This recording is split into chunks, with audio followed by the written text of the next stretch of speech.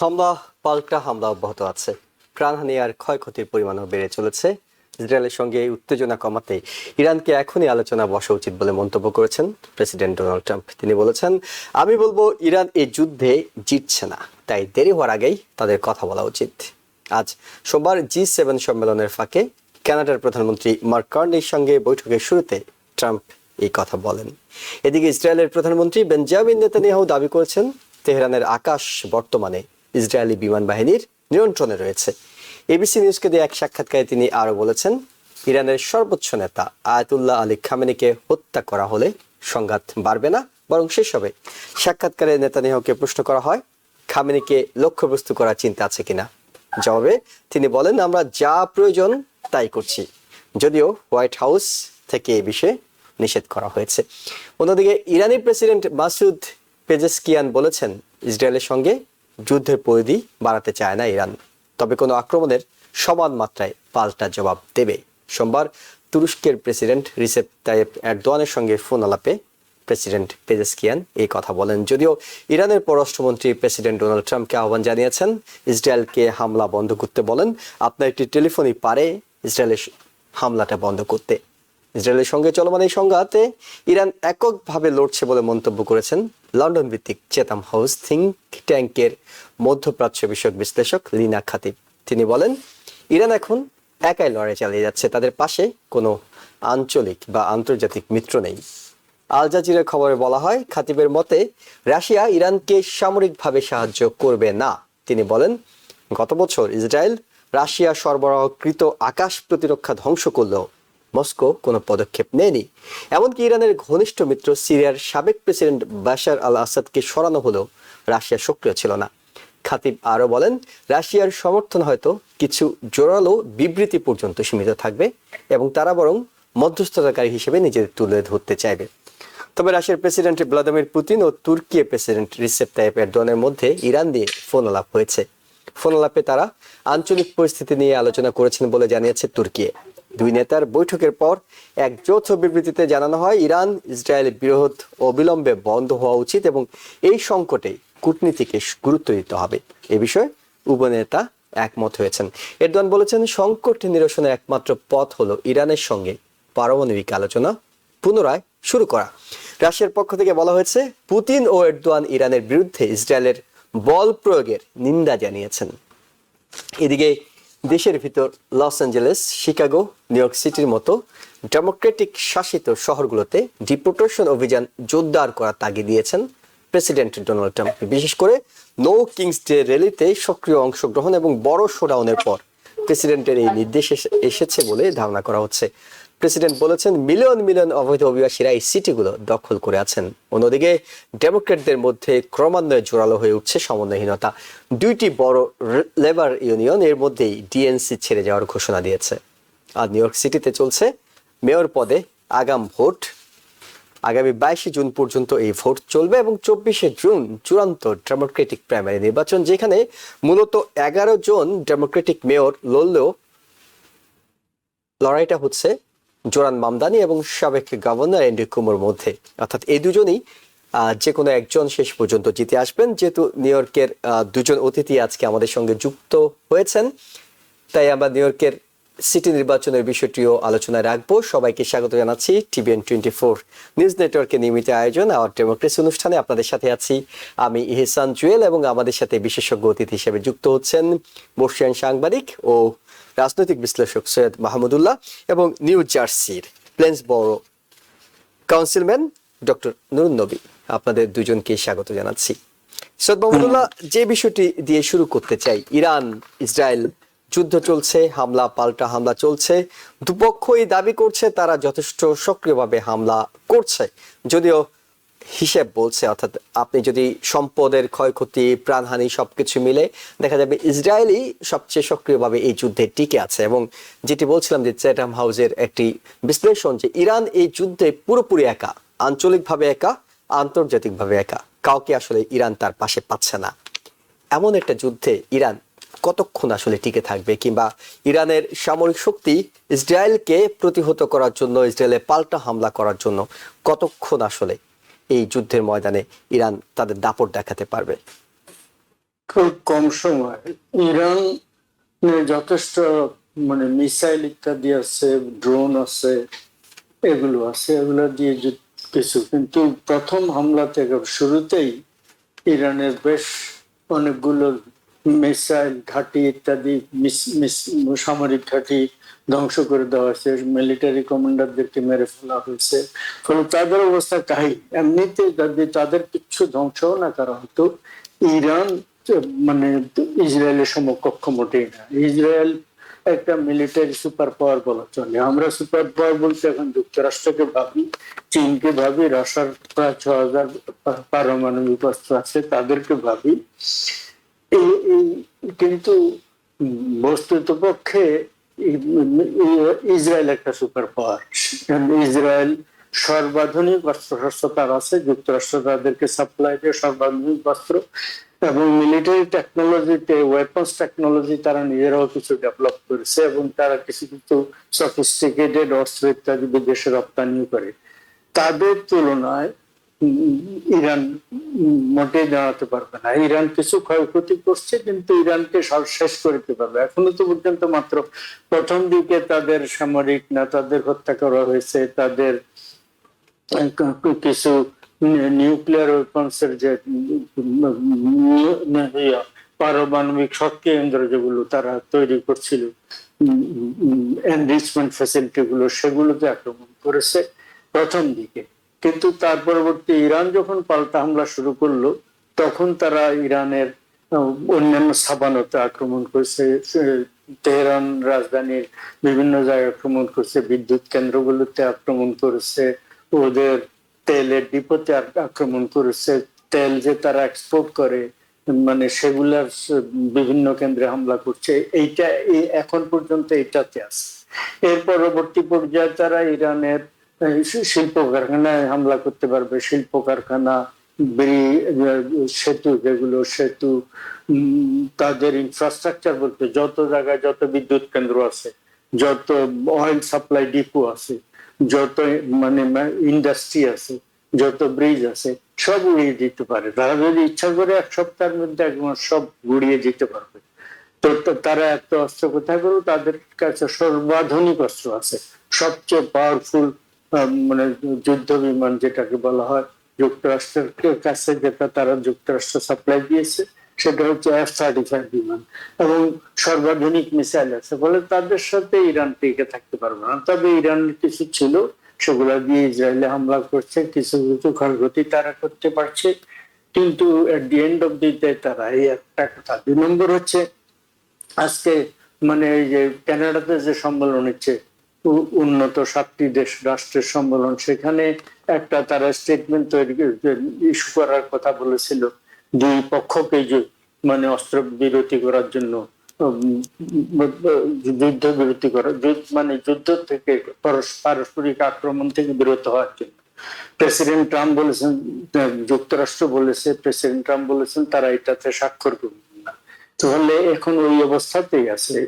এবং president Trump আরো একটা কথা বলেছেন যে আমি ইরানকে বলেছিলাম আলোচনা শুরুর প্রাক্কালে যে 60 দিন আমি তোমাদেরকে সময় দিচ্ছি, 7 দিনের ভিতর তোমাদেরকে রাজি হতে হবে ওই পারমাণবিক শক্তি নিয়ে তাদের সাথে যে আলোচনা হচ্ছে। আচ্ছা, তারা 60 দিনের দিন করেনি, 61 দিনের দিন ইসরায়েল আক্রমণ করেছে। এই একটা কথা। নিউ ইয়র্ক টাইমস ও আন্তর্জাতিক সংবাদ মাধ্যমগুলোতে ইতিপূর্বেই গত 2-3 দিনে যে সমস্ত লেখা হয়েছে, তার মধ্যে আপনি দেখবেন স্পষ্টভাবে বলা হয়েছে এই যুদ্ধ গত পরশু থেকে এরা আক্রমণ তার সেই দিন হঠাৎ করে সিদ্ধান্ত নিয়েছে তা না, কয়েক মাস থেকে প্রিপারেশন চলছে। আমি তো বলবো যে বাইডেনের আমলে যে F-35 সাপ্লাই দেওয়া হয়েছে, অন্যান্য অত্যাধুনিক সমস্ত পাওয়ারফুল, সেগুলো তো হিজবুল্লাহদের জন্য পাঠানো হয় না, হামাসের জন্য পাঠানো হয়, সেগুলো ডেফিনেটলি তখন থেকে ইরানের জন্য পাঠানো হয়েছে এবং প্রস্তুতি আগে থেকে শুরু হয়েছে। ফলে ভিতর যাওয়া হয়েছে। এবং যেটা ট্রাম্প সাহেব বললেন, সেটা হচ্ছে ইরানকে একটা ফেইট অ্যাকমপ্লি বলে দেওয়া হয়েছে, এইটা গ্রহণ করো, না করলে তাদের এই পিসফুল বিদ্যুৎ শক্তি উৎপাদনের জন্য, বিদ্যুৎ উৎপাদনের জন্য, পারমাণবিক ইউরেনিয়াম দিয়ে, সেটার জন্য সম্ভবত 7.2% পর্যন্ত মানে এনরিচ করতে হয় ইউরেনিয়ামকে। তাদেরকে ওর বাইরে আর করতে দিতে রাজি নাই। এবং আগে যত এনরিচ ইউরেনিয়াম মানে ও এনরিচকৃত সমৃদ্ধকরণকৃত যে পরিমাণ তাদের কাছে আছে, সম্ভবত 65 কিলোগ্রাম, সেগুলো সব হস্তান্তরের কথা বলা হয়েছে। ফলে তাদেরকে এক ধরনের সারেন্ডার করার কথা বলা হয়েছিল, তারা রাজি হয়নি। এখন তাদের অবস্থা যেদিকে, অতি শীঘ্র যদি তারা সারেন্ডারের 2-3 দিনের ভিতরে না রাজি হয়, তাহলে সর্বনাশ হয়ে যাবে দেশটি, অনেক মানে সর্বনাশ হয়ে যাবে। এবং প্রেসিডেন্ট আর্দাওয়ান, আপনি যেটা বলেছেন, পুতিন, তারা আলোচনা করেছেন। আমার মনে হয় পুতিন মধ্যস্থতার প্রস্তাব যেটা দিয়েছেন সেইটাকে ব্যবহার করে কোনো মতে যদি মানে ইরান মেনে নেয়, তাহলে ভালো, না হলে সর্বনাশ হয়ে যাবে। জি, আমি একটা সম্পূর্ণ প্রশ্ন আপনার কাছে রাখতে চাই। সেটি হলো যে এর আগে বার্তা সংস্থা এপি একটি রিপোর্ট করেছিল যে এমনকি ইসরায়েল ভাবছিল আয়াতুল্লাহ আলী খামেনিকেও হত্যা করার বিষয়ে। হোয়াইট হাউস সেখান থেকে বলেছে না, এটি করা যাবে না। কিন্তু পরবর্তীতে এবিসি নিউজে নেতানিয়াহু যে বক্তব্যটি দিয়েছেন, সাক্ষাৎকার দিয়েছেন, সেখানে তিনি বলেছেন যে যেটা দরকার আমরা সেটাই করব। অর্থাৎ তিনি আয়াতুল্লাহ আলী খামেনিকেও হত্যা করার বিষয়টাতে বিরত থাকার ব্যাপারে কোনো প্রতিশ্রুতি দিচ্ছেন না। বিষয়টা কি এই পর্যায়ে গড়াতে পারে? অর্থাৎ যুদ্ধ যদি অব্যাহত থাকে, আপনি বলছিলেন যে 5 দিন ধরে চলছে, আরো যদি সামনের দিকে যায় মহা সর্বনাশ হয়ে যাবে, সেই সর্বনাশের একটা অংশ কি হতে পারে আয়াতুল্লাহ আলী খামেনিকেও হত্যা করা? না, ওই দেশটা ধ্বংস, খামেনি হত্যা, সেটা তো মানে বলা হচ্ছে, এটা তো আপনি আমি যেটা পাবলিকলি বলা হয় যে প্রেসিডেন্ট ট্রাম্প বলেছেন এটা করবে না, এটা এর মানে এই না যে তিনি স্থায়ী ভাবে বলেছেন যে একেবারে কখনো করবে না, এটা করবেন বলছে। তো এখন ওরা হত্যা সিদ্ধান্ত নিলে খামেনি বা অন্যান্য লিডারদেরকে তারা হত্যা করবে। ফলে শেষ পর্যন্ত ভিতরে ভিতরে কার সাথে কি পরামর্শ, কি কাকে গ্রিন সিগন্যাল দিচ্ছে না দিচ্ছে, এটা লোক অনুমান করতে পারে, কিন্তু আমরা তো আর বলতে পারি না। কিন্তু আর ওই নেতানিয়াহু আর একটা বলছেন যে ইরানে তারা এই মোল্লাতন্ত্র পতন ঘটানো তাদের একটা লক্ষ্য, এবং ইরানের জনগণের প্রতি আহ্বান করেছেন, আমরা তোমাদের জন্য সুযোগ তৈরি করে দিলাম, এবারে এদের খতম করো। কিন্তু কথা হচ্ছে মোল্লাতন্ত্র শেষ হোক, এবং সেখানে তারা যে অত্যন্ত স্টিং রোল চালিয়েছে বছর বছর বছর, মানে সেটা নিঃসন্দেহে আমি বা মানে প্রগ্রেসিভ কোন লোক সমর্থন করে না। কিন্তু মোল্লাতন্ত্র খতম করাই যদি উদ্দেশ্য হয়, আমার তা মনে হয় না। এটা হচ্ছে যে ইরান তো ওই এলাকায় এর আগে ইরাক আক্রমণ করেছিল একটা মিথ্যা অজুহাতে। ওই এলাকায় এমন কোন শক্তি থাকতে পারবে না যারা মানে কোন রকম মাথা উঁচু করে দাঁড়াতে পারে। এখন ইজিপ্টের একটা বড় সেনাবাহিনী আছে, কিন্তু তাদের অত্যাধুনিক খুব মানে ভয়ঙ্কর অস্ত্রশস্ত্র তাদের কাছে নেই, এবং তারা বুঝে গেছে তারা ওই রকম। আর ইসরায়েলকে এই যে রাফা সীমান্তে এই ভিতরে 1 ইঞ্চিও তো তারা জানে, সীমান্ত থেকে বাফার এরিয়ার বাইরে থাকে ইজিপ্টের সেনাবাহিনী, সামরিক বাহিনী, ইসরায়েল প্যালেস্টাইনদের গাজার লোকদেরকে হেল্প করার জন্য। ফলে ইরাক খতম, ইজিপ্ট বুঝে ফেলেছে তারা কি করা উচিত কি করা উচিত না। এখন মানে ইরান হয়েছিল, উঠেছিল বেশ শক্তিশালী একটা দেশ। আরেকটা কথা, ইসরায়েল যে বলছে এক্সিস্টেন্সিয়াল থ্রেট, অনেক কথা লম্বা হয়ে যাচ্ছে। ডক্টর নুরনবী অত্যন্ত অভিজ্ঞ মানুষ, তিনি নিশ্চয়ই অনেক ভালো কথা বলবেন, গুরুত্বপূর্ণ কথা। সেটা হচ্ছে ইরান যে বলছিল ইসরায়েল আমাদের অস্তিত্বের কারণে আমাদেরকে এটা করতে হচ্ছে। ধরা যাক ইরান যদি পারমাণবিক বোমা বানাতো, তারা ইসরায়েলে ওটা নিক্ষেপ করার ব্যবহার করার সাহস করত? কারণ তারা যদি করতো, ইসরায়েল হাতে তো অলরেডি বোমা তৈরি আছে, তারা করলে একটা করলে তারা তো 50টা ওখানে ফেলতো। ইরান নামে কোন একবারে ধুলাই মিশিয়ে দেওয়া, ধূলিসাৎ করে ফেলা সম্ভবত না, তারা করতো না, এটা ডেফিনেটলি না। ফলে ইসরায়েলের কখনো মধ্যপ্রাচ্যে ইসরায়েল এখন যত শক্তিশালী, তো ফলে ইসরায়েলের এক্সিস্টেন্স কখনো থ্রেটের সম্মুখীন হবে এটা আমি মনে করি না। আর ইসরায়েল কখনো তো একা যুদ্ধ করে না, এর আগে যত যুদ্ধ আরবদের সাথে হয়েছে তাদের সাথে পশ্চিমারা সবসময় সাহায্য করেছে। ফলে ইসরায়েল টিকে থাকবে। এবং আমার ধারণা এই আর্টিফিশিয়াল ইন্টেলিজেন্স এবং টেকনোলজি ইত্যাদি মিলে ইসরায়েল সম্ভবত যুক্তরাষ্ট্রের পরে দ্বিতীয় প্রধান মহাশক্তি এবং সম্ভবত চীনের সমকক্ষ বা দ্বিতীয় বা তৃতীয় মহাশক্তি হবে। অর্থাৎ সামরিক পরাশক্তির দেশ হতে যাচ্ছে সর্বদিক থেকে। জি, ডক্টর নূর নবী, গুরুত্বপূর্ণ বিষয়টি আপনার কাছে জানতে চাই, সেটা হলো এই যুদ্ধটা সাদা চোখে দেখা যাচ্ছে ইসরায়েল এবং ইরানের যুদ্ধ, এবং আমেরিকা শুরু থেকে বলছে আমাদের এই যুদ্ধে কোনো দায়বদ্ধতা নেই, আমাদের এই যুদ্ধে কোনো সংশ্লিষ্টতা নেই। এবং আমেরিকাকে ইরানের পররাষ্ট্রমন্ত্রী আব্বাস আরগাচি বলছেন যে প্রেসিডেন্ট ট্রাম্প আপনার একটা টেলিফোন কলই পারে এই যুদ্ধটা বন্ধ করে দিতে, আপনি যুদ্ধ বন্ধ করার উদ্যোগ নিন। অন্যদিকে প্রেসিডেন্টও কিন্তু বলছে আসুন আলোচনা করো, ইরান তোমরা আলোচনা করো, তোমরা কিন্তু হেরে গেছো এর মধ্যে যুদ্ধে। আমি আপনার কাছে যেটি জানতে চাই, আমেরিকা কি এই যুদ্ধে জড়িয়ে পড়ার সম্ভাবনা আছে নাকি অলরেডি জড়িয়ে আছে? আসলে আমরা এই কনফ্লিক্টের পিছনের দিকে যদি তাকাই, ইসরায়েলকে কেন প্রতিষ্ঠা করা হয়েছিল? ইসরায়েলকে প্যালেস্টাইনের ল্যান্ডে প্রতিষ্ঠা করা হয়েছিল মিডল ইস্টকে কন্ট্রোল করা। যুদ্ধের প্রতি যে অন্যায় করেছিল হিটলার, সে তো হিটলার করেছিল, আরব দেশ করে নাই।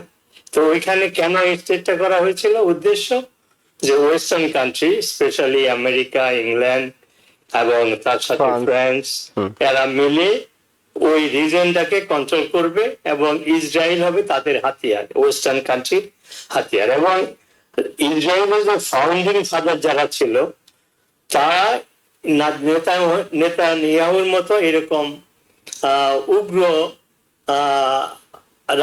রাজনীতিবিদ বা নেতা ছিল না। এই নেতানিয়াহুর মূল উদ্দেশ্যই হলো এরা প্যালেস্টাইন অঞ্চলকে ধ্বংস করে মিডল ইস্টে যত দেশ আছে সেগুলোকে কন্ট্রোল করা। যেমন ইরাকের কথাই ধরেন, ইরাকে যে যুদ্ধ আমেরিকাকে সাদ্দাম হোসেনের বিরুদ্ধে এনগেজ করা হলো, এটাই inspired by current Israeli prime minister. সে 90-তে বোধহয় আমেরিকান এক কংগ্রেসে সে বক্তৃতা দিয়েছিল যে ওয়েপন অফ মাস ডিস্ট্রাকশন আছে, তাদের কন্ট্রোল করলেই সমস্ত সন্ত্রাস বন্ধ হবে। একটা মিথ্যা অজুহাতে যে ওয়েপন অফ মাস ডিস্ট্রাকশন আছে, এই আমেরিকাকে সেখানে নেওয়া হলো, ইরাককে ধ্বংস করা হলো।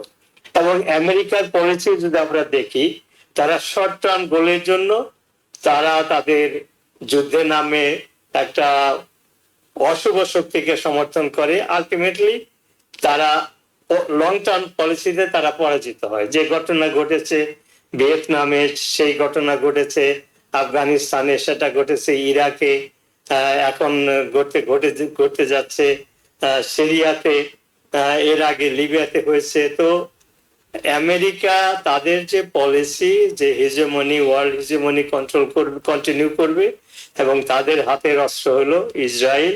এবং ইসরায়েলের কারেন্ট যে প্রাইম মিনিস্টার, সে একজন যুদ্ধবাজ এবং বিশ্ব শান্তির বিরুদ্ধে সে একটি থ্রেট, এবং সেই সব সময় উস্কানি দিয়ে মিথ্যা কথা বলে আমেরিকা তো ব্লাইন্ড চেক তার কাছে আসেই। সে প্যালেস্টাইন মোটামুটি আমেরিকার দুটো পলিসি ছিল, যে টু স্টেট থিওরি। এর আগে যতগুলো প্রেসিডেন্ট তারা সবাই এটা অন্তত ইন প্রিন্সিপাল সেই কথা তারা বলতো, তারা চেষ্টা করতো, সিরিয়াসলি চেষ্টা করে না। কিন্তু এই ডোনাল্ড ট্রাম্প এবং কারেন্ট প্রাইম মিনিস্টার, এরা দুজনে মিলে প্যালেস্টাইনকে ধ্বংস করে দিবে। প্যালেস্টাইনের টু স্টেট থিওরির তো কোনো প্রশ্নই ওঠে না। প্যালেস্টাইনকে ডোনাল্ড ট্রাম্প এমনি তো ইসরায়েল গাজাকে ধ্বংস করেছে, রিফিউজির অবস্থা সৃষ্টি করেছে দুনিয়ার ইতিহাসে এইরকম অমানবিক এবং লঙ্ঘন করে। গাজার পাশে তো আমরা আন্তর্জাতিক শক্তি দেখেছি, আঞ্চলিক শক্তি দেখেছি, অনেকের সহানুভূতি দেখেছি, এমনকি আমেরিকাতে বড় বড় বিক্ষোভগুলো হয়েছে প্যালেস্তাইনের পক্ষে।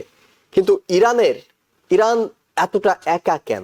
আমি সেই পয়েন্টে আসছি যে এত আমেরিকাতে প্যালেস্টাইনের পক্ষে বিক্ষোভ হলেও আলটিমেটলি কি হয়েছে সেটার কোনো এফেক্ট নাই। নেতানিয়াহু যা করতে চেয়েছে সে তাই করছে, এবং ডোনাল্ড ট্রাম্প নেতানিয়াহুর কাছ থেকে আরেক স্টেপ এগিয়ে এগিয়ে বলতেছে গাজার সমস্ত লোকদেরকে অন্য আরব স্টেটে সেটেল করতে হবে এবং গাজাকে সে একটা রিসোর্ট বানাবে, এবং আমেরিকা দরকার হলে আমেরিকা কিনবে। তারপরে সে প্রস্তাব দিয়েছে আমেরিকার যদি ইনভলভ এটা প্র্যাকটিক্যাল না হয়, সে personally he want to buy Gaza strip. তো এখান থেকে কি প্রমাণ হয় যে অর্থাৎ এই যে বিশ্ব মতামত, তারপরে আমেরিকানদের সিম্প্যাথি, এগুলোর কোনো মর্যাদা নেই। ডিপ স্টেট আমরা যেটাকে বলি, সেই ডিপ স্টেট যেটা মনে করে সেটা ডেমোক্রেট রিপাবলিকান সবাই সেটাকে ইমপ্লিমেন্ট করার চেষ্টা করে। আলটিমেটলি তারা যেটা চায় সেটাই হচ্ছে, সেটা বাংলাদেশে হচ্ছে। এখন যে অবস্থা দাঁড়িয়েছে, নেতানিয়াহু সে একটা ফ্রি চেক, ব্ল্যাঙ্ক চেক পেয়েছে। সে গাজাকে ধ্বংস করেছে, প্যালেস্টাইনকে ধ্বংস করেছে, এখন ইরানের পেছনে লেগেছে। ইরানের পেছনে লাগার কারণটা কি? কারণটা হলো যে মিডল ইস্টে একমাত্র ইসরায়েল মনে করে ইরান তাদের একটা প্রতিদ্বন্দ্বী। ইরানের হাতে যে অস্ত্র আছে, যে তাদের জনশক্তি আছে, সেগুলো দিয়ে ইসরায়েলকে ক্ষতি করতে পারে।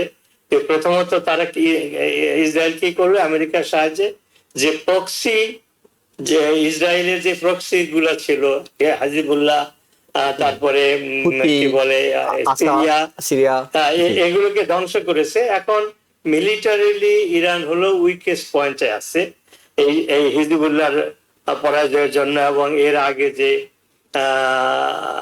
একটা জিনিস এখানে আমি উল্লেখ করতে চাই, সেটা হলো এই যে তেহরানে শহরে ইটসেলফ যে হিজবুল্লাহ লিডারকে হত্যা করা হয়েছে, প্যালেস্টাইন যারা সিভিলিয়ান লিডার, যারা নেগোসিয়েট করছিল, তাদেরকে হত্যা করা হয়েছে। এখানে কিন্তু একটা ইন্ডিকেশন ছিল যে ইসরায়েলে কি বলে ইরানের যে সিকিউরিটি সিস্টেম, ইন্টেলিজেন্স, সেটা খুব দুর্বল। কিন্তু এই গত শুক্রবার যে ঘটনাটা ঘটেছে, এটা কিন্তু মিলিটারিলি পরাজয়ের চাইতে ইরানের পরাজয় হয়েছে ইন্টেলিজেন্সে। কারণ তাদের একেবারে সেনাপ্রধান থেকে শুরু করে সব শীর্ষ, কারণ স্পাই ঢুকেছিল ইটসেলফ ইরানে, এবং মিডিয়াতে দেখলাম নট অনলি ইরানের ভিতরে স্পাই ছিল, ইভেন যে ড্রোন গুলা অ্যাটাক করা হয়েছে স্পেসিফিক্যালি, সেগুলো অ্যাসেম্বল করা হয়েছে ইরানের ভিতরে, তেহরানের ভিতরে। মানে তাদের স্পাই সিস্টেম এত স্ট্রং ছিল, ইসরায়েলিদের কথা বলছি, যে ইরানের স্পাই সিস্টেমটা সেটাকে ডিটেক্ট করতে পারে না, যার ফলে বিশ্বাসঘাতকতা বা মির্জাফরি যেটাই বলেন না কেন, এদের প্রথম পরাজয় হয়েছে এই সিকিউরিটি ফেইলারে। তা না হলে এই যে সমস্ত লিডারদেরকে হত্যা করা হয়েছে, তাদের লোকেশন ইত্যাদি ইত্যাদি, কিভাবে ইসরায়েলরা টার্গেট করেছে। আমি মিডিয়াতে দেখলাম তারা বলছে প্রথম অ্যাটাকে ইরান আকাশের চাইতে, স্কাইয়ের চাইতেও তারা ল্যান্ডে পরাজিত হয়েছে। তারপরে তারা ঘুরে দাঁড়িয়ে প্রায় কয়েকদিন পরে এখন যে অ্যাটাক করেছে কাউন্টার অ্যাটাক ব্যালিস্টিক মিসাইল দিয়ে তেহরানে, তেল আবিবে এবং ইসরায়েলে কিছু ক্ষতি করেছে।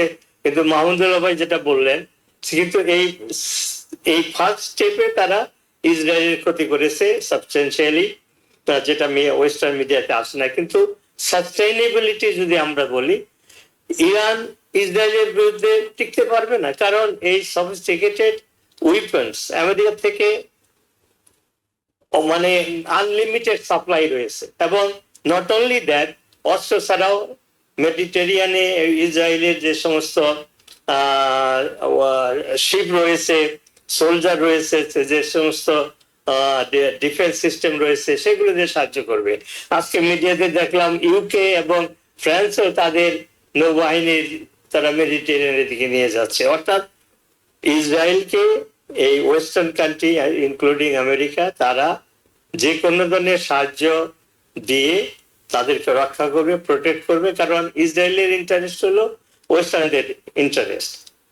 তারা মিডল ইস্টে এটা তেলের রয়েছে, অন্যান্য রিসোর্স রয়েছে, তারপরে এই সুয়েজ ক্যানেল রয়েছে, বিভিন্ন যে সমস্ত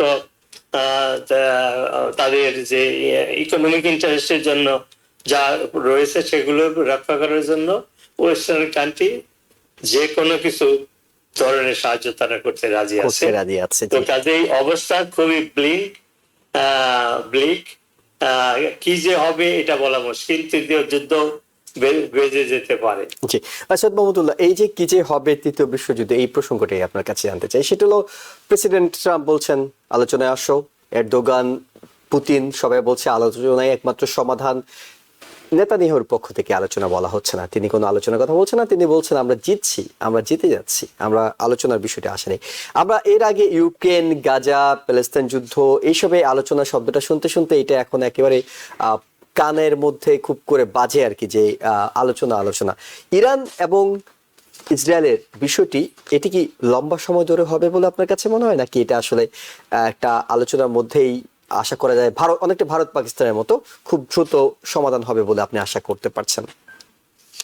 সমাধান না, অনেকটা সারেন্ডারের মতো, মানে ইরান কে মুখ রক্ষামূলক কোন একটা ব্যবস্থা, একটা মধ্যস্থতার কথা বলা হবে, মধ্যস্থতার মাধ্যমে মানে ফাইট কমপ্লিট, ভাগ্য নির্ধারণ হয়ে গেছে। ফলে তাদেরকে আমার মনে হয় আর 2-4 দিন বেশি স্থায়ী হবে না, 1 সপ্তাহ স্থায়ী হবে আমার মনে হয় না। যুদ্ধ যদি আর 1 সপ্তাহ চলতে দেওয়া হয় তাহলে ইরানের যে সর্বনাশ হবে সেটা মানে তারা 20 বছর মানে ঠিক করতে পারবে না। তাদের প্রত্যেক সমস্ত স্যাংশন গুলো যদি তুলে নেওয়া হয়, তাদের তেল ইত্যাদি রপ্তানি করতে দেওয়া আর করতে পারে, তারপরও তারা করতে পারবে না। পারমাণবিকটা বাদই দেন, মানে নর্মাল অবস্থা তারা ফিরতে পারবে না যদি এই 1 সপ্তাহের ভিতরে যুদ্ধ বন্ধ না হয়। আপনি বলছেন অনেকটা স্যালেন্ডার করবে, ইরান অনেকটা স্যালেন্ডার করবে, এবং প্রেসিডেন্ট ট্রাম্প এটাই চাচ্ছিলেন যে তোমরা আসো, নিঃশর্ত আলোচনা করো, যে পারমাণবিক চুক্তিটা করতে চাই সেটা করে ফেলো। এর একটা লক্ষণ আপনি যখন পররাষ্ট্রমন্ত্রী বলছেন, তাদেরই পররাষ্ট্রমন্ত্রী, যে প্রেসিডেন্ট ট্রাম্প একটা ফোন কল করলেই হয়ে যায়, তার মানে তারা নিজেরাই এখন বুঝতে পারছে তাদের আমাদের যদি মুরব্বী কেউ থাকেন সেটা প্রেসিডেন্ট ডোনাল্ড ট্রাম্প। আরেকটা কথা হচ্ছে যে ইসরায়েলের একটা কথা, তাদের ভিতরে হয়তো লোক ছিল, কিন্তু সবচেয়ে বড় কথা দেখুন, পৃথিবীতে 1 বিলিয়নের প্রতি ধরা যাক মানে গাড়ি ঘোড়া আছে, মোটর ভেহিকেলস আছে, এগুলা প্রত্যেকটা শতকরা 100টা জিপিএস এর মাধ্যমে আকাশে কোথায় দুইটা বসে আছে, এরা সবাইকে ডিরেকশন দিয়ে লেফটে যাও, রাইটে যাও, এই রাস্তা যাও, এই রাস্তা যাও।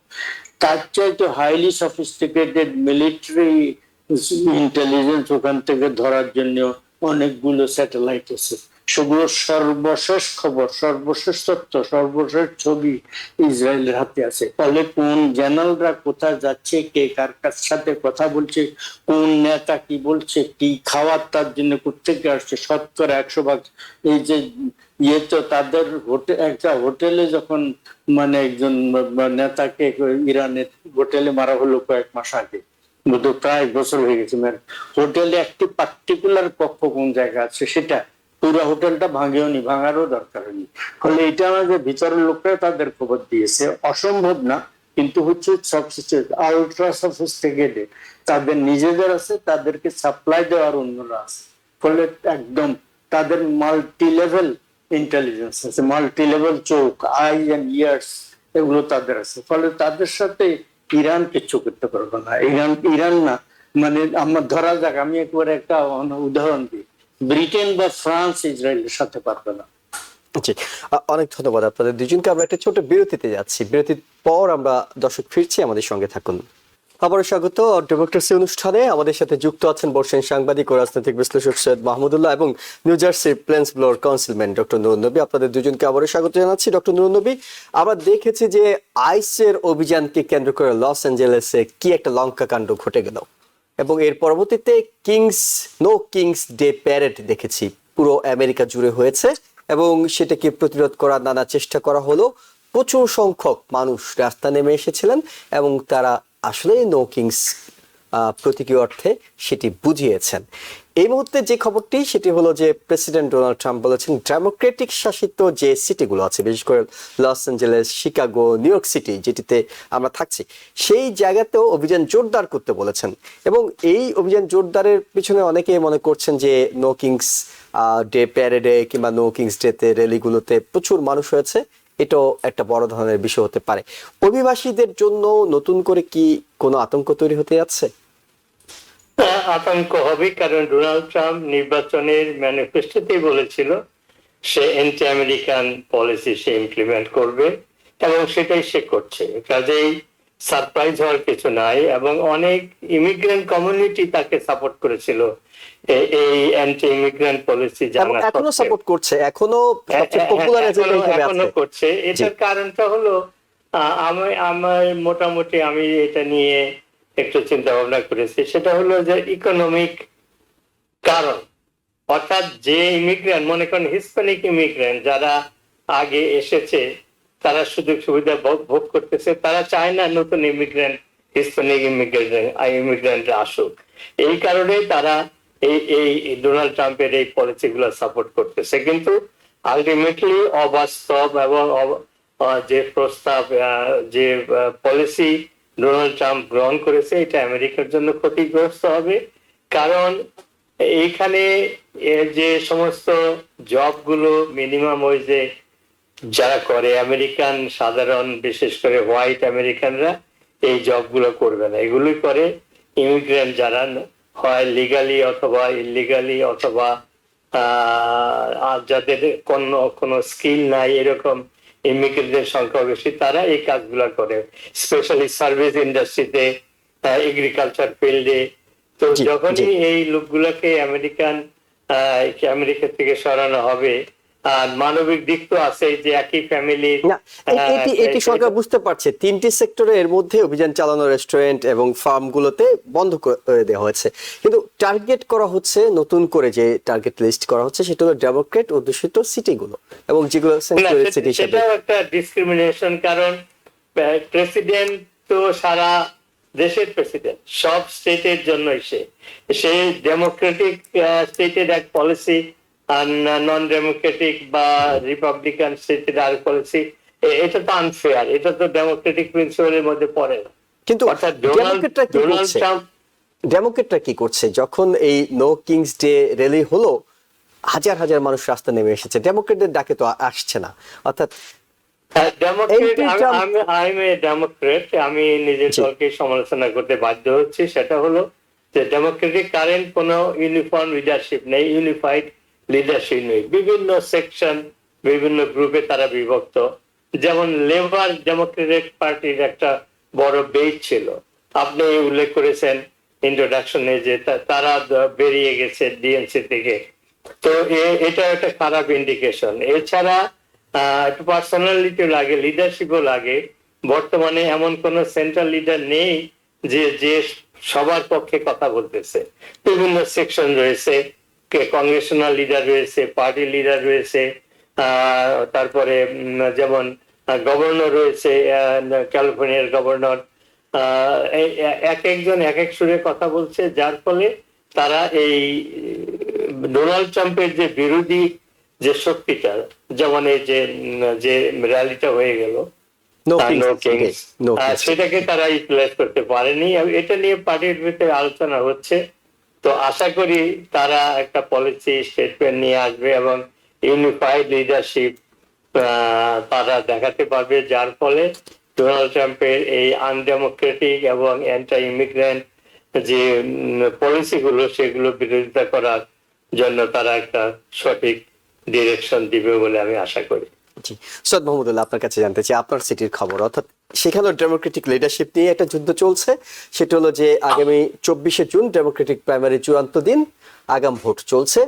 অনেক, অর্থাৎ 11 জন মেয়র প্রার্থী আছেন ডেমোক্রেটদের মধ্যে, কিন্তু সাবেক গভর্নর অ্যান্ড্রু কুমো এবং নতুন একজন 33 বছর বয়সী যুবক, তরুণ তুর্কি বলা হচ্ছে জোরান মামদানি, তারা দুজনে সমানে সমানে হাড্ডাহাড্ডি লড়াই করছে। এই নির্বাচনের ফলাফলটা আসলে কেমন হতে পারে? বাংলাদেশি কমিউনিটির অনেকে জোরান মামদানিকে ভোট দিতে বলছেন, আবার অ্যান্ড্রু কুমোর ব্যক্তি ইমেজ, তার পারিবারিক ইমেজ, অনেক কিছুকে বলা হচ্ছে। অভিজ্ঞতার কথা বলা হচ্ছে, ডোনাল্ড ট্রাম্পকে কে সামাল দিতে পারবেন সেগুলো বলা হচ্ছে। কোন দিকে পাল্লাটা ঝুঁকে আছে বলে আপনার কাছে মনে হয়?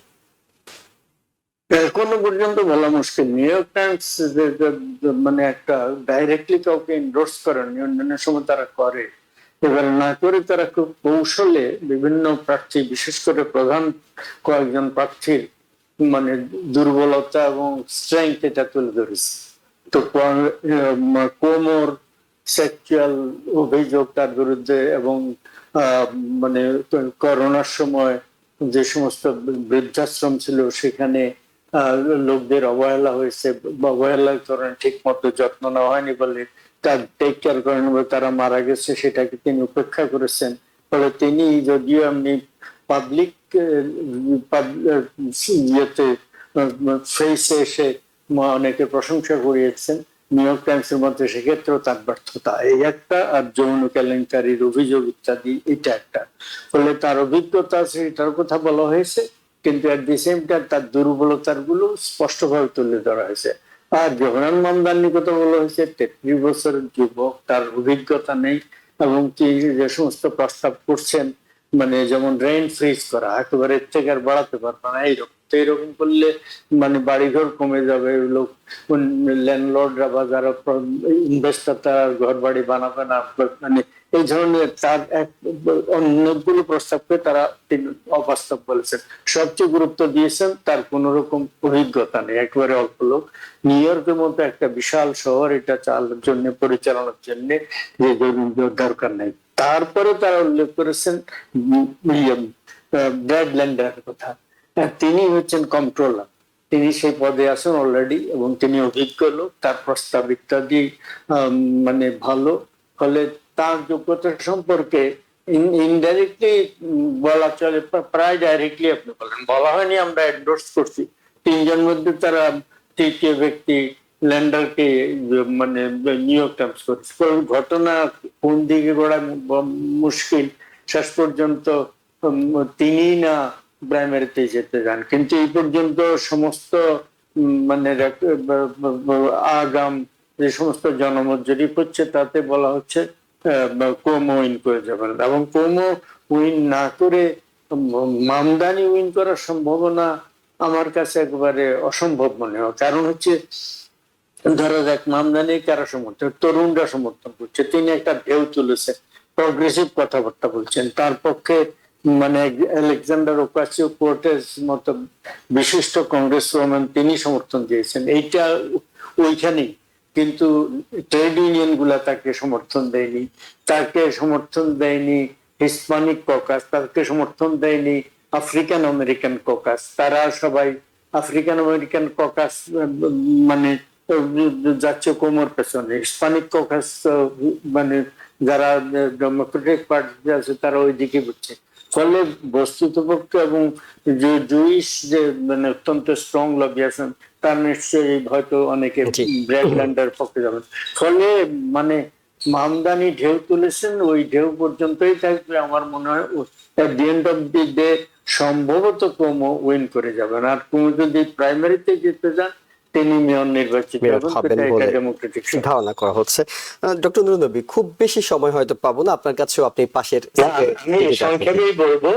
আমার মনে হয় যে এই যে মাল্টিপল চয়েসে যে ইলেকশন হচ্ছে, এইটা আমার মনে হয় এটা অনেক ভোটার তারা জিনিসটা বুঝতে পারবে না যে জিনিসটা কি, কিভাবে রাইট, মানে পাঁচজনকে র‍্যাঙ্ক চয়েস করতে হবে সেই বিষয়টি অনেকে বুঝতে পারবে না। তো এইটা একটা কনফিউশন সৃষ্টি করতে পারে, এবং ম্যাক্সিমাম যারা অত শিক্ষিত নয়, অত সচেতন নয়, তারা না বুঝেই হয়তো এই সিস্টেমটাকে ব্যবহার করতে পারবে না। এইটার একটা সেটব্যাক হতে পারে, এবং এই কারণেই হয়তো ডার্ক হর্স কেউ জিতে যেতে পারে। তো আমার মনে হয় যে এমনি যদি আমরা ক্লাসিক্যাল ওয়েতে অ্যানালাইসিস করি তাহলে কমর এস্টাবলিশমেন্টের সাপোর্ট রয়েছে, মাহমুদুল ভাই যেটা উল্লেখ করলেন, এবং আইপ্যাকের সাপোর্ট আছে বলে ধারণা করা হচ্ছে, তার ওইটা একটা অ্যাডভান্টেজ আছে।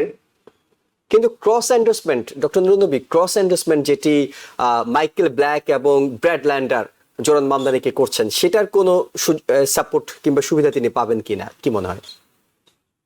সেটা পেতে পারে, মানে এটা প্রেডিকশন খুব মুশকিল, কারণ আমরা অতীতেও দেখেছি আনপ্রেডিক্টেবল রেজাল্ট হ্যাপেন। তো এখানেও বলা মুশকিল কি হবে, we have to wait until the এবং 24শে জুন পর্যন্তই আসলে অপেক্ষা করতে হবে চূড়ান্ত ফলাফলটা জানার জন্য। এই সময়টাতে হয়তো আমরা জেনেও যাব 24শে জুনের মধ্যে সৈয়দ মোহাম্মদুল্লাহ এবং ডক্টর নবী, আপনাদের দুজনকে অসংখ্য ধন্যবাদ আপনাদের গুরুত্বপূর্ণ সময় এবং মতামতের জন্য। এবং দর্শক যারা দেখছিলেন সবাইকে ধন্যবাদ জানিয়ে শেষ করছি আজকের মতো। আগামীকাল রাত 8টায় আবারও আওয়ার ডেমোক্রেসি অনুষ্ঠান দেখার আমন্ত্রণ জানিয়ে শেষ করছি। ভালো থাকবেন। TBN 24 টেলিভিশন দেখতে আজই কল করুন 7187776556। লগ ইন করুন www.totalcablebd.com।